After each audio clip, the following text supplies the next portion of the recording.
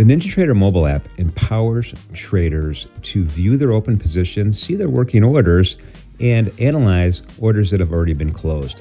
Let's go ahead and start with the quotes page. At the bottom, the third button on the right says Manage. I'm going to tap that. It's going to open the managed area. At the top, you'll see an Overview button. That's the top menu. You'll see an Orders button.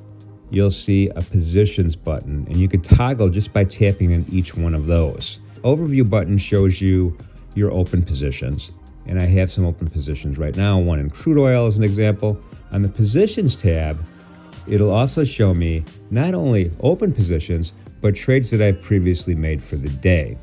And one thing that's important to note is I could actually trade out of a position from this particular view. I could just tap on that position area right under crude oil where it says long one at 77.95 with my open P&L moving on the right. I just tap on that.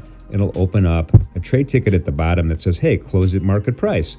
And I tap on that and it sends a market order to sell, confirmation, and I'm flat that market as represented in the position tab. If I go back to overview, there's nothing there because I have nothing going on.